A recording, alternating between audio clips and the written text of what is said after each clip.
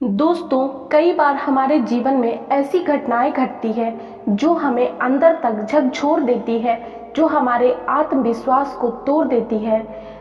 खासकर तब जब इस जीवन में हमें ये लगता है कि कोई हमारा अपमान कर रहा है, तो हम ये सोचते हैं कि इसने हमारा अपमान किया है, बदले में हमें क्या करना चाहिए, हम उसका अपमान किस तरह से करें ताकि उसने जो मेरा अपमान किया है मैं उसका बदला उससे ले सकूं। तो जीवन की इसी समस्याओं को दूर करने के लिए मैं इस वीडियो के माध्यम से आप लोगों के लिए महात्मा बुद्ध की एक ऐसी कहानी लेकर आई हूँ कि यदि आपको कोई भी कितना भी गाली दे दे, कितना भी अपमान करे, तो भी आपके ऊपर उसका कोई असर नहीं होगा। तो इसके लिए आपको इस कहानी को पूरा सुनना पड़ेगा। एक बार की बात है, महात्मा बुद्ध एक गांव से गुजर रहे थे। उस गांव के लोग उन्हें पसंद नहीं करते थे। उन लोगों ने बुद्ध को घेर लिया और उन्हें बुरा भला कहने लगे। गांव वालों का सरदार सबसे ज्यादा नाराज था, वह तो बुद्ध को गालियां ही देने लगा। पर महात्मा बुद्ध इस सबसे बेपरवाह मंद मंद मुस्कुराते रहे। सरदार काफी देर तक बुद्ध को गालियां देता रहा, लेकिन कुछ ही देर में उसका मुंह सूखने लगा, जिससे वह चुप हो गया। यह देखकर बुद्ध बोले, अगर तुम्हारी बातें समाप्त हो गई हो तो मैं आगे बढ़ूं? मुझे आगे वाले गांव में जाना है, वहां के लोग मेरी प्रतीक्षा कर रहे होंगे।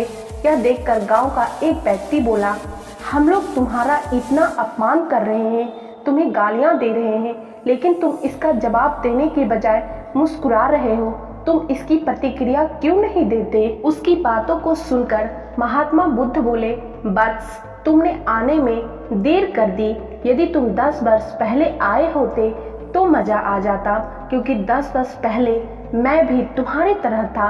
अगर उस समय तुम मुझे बुरा भला कहते, गालियां देते, तो मैं भी क्रोधित हो जाता और मैं तुम्हें इससे भी अधिक गालियां देता।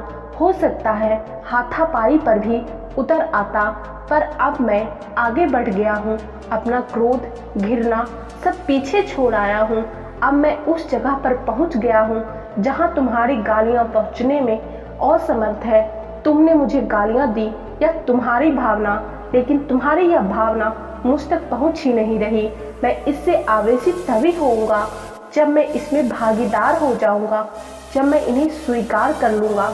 लेकिन मैं तो तुम्हारी इस क्रिया से निरपेक्ष हूँ, इससे बहुत दूर हूँ, इसलिए अब भी पहले की तरह शांत हूँ। सुनकर सरदार बोला, अरे ऐसे कैसे? मैंने तो तुम्हें गालियाँ दी है, वो भी पूरे गांव वालों के सामने दी है, फिर उसे लेने या ना लेने का क्या मतलब है? महात्मा बुद्ध बोले, बस मैं कल एक गांव गया था, वहाँ के लोगों ने मेरा प्रवचन सुना, वे बहुत प्रसन्न हुए। गांव का मुखिया मेरे लिए मिठाई लेकर आया और उसे खाने का आग्रह करने लगा।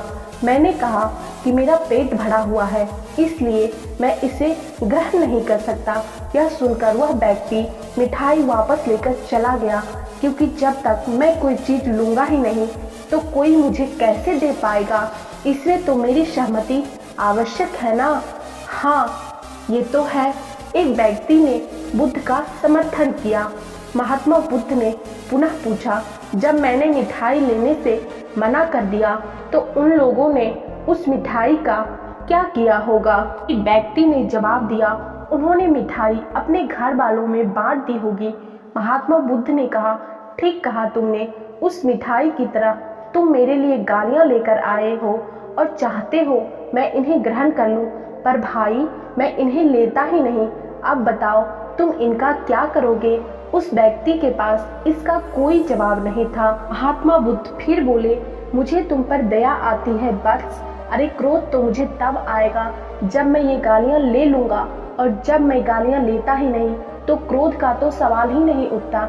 बुद्ध की बातों पर सरदार ने कोई प्रतिक्रिया नहीं दी। शायद वह कुछ सोच रहा था। बुद्ध बोले, मैं अपनी आंखों से देख रहा हूँ कि गाली एक कांटा है, जिसे देने वाला व्यक्ति और लेने वाला व्यक्ति दोनों क्रोध से पागल हो जाते हैं। तुम ही बताओ, मैं आंखों के रहते हुए कैसे किसी कांटों पर चलूं? आंखें रहते हुए मैं कैसे गालियां ले लूं? और होश में रहते हुए मैं कैसे क्रोधित हो जाऊं? इसलिए मुझे क्षमा करो, बस मैं तुम्हारा उपहार ग्रहण करने में असमर्थ हूँ कहते हुए बुद्ध ने अपने हाथ जोड़ दिए। बुद्ध की बातें सुनकर सरदार लज्जित हो गया, उसकी आंखें छलछला आई।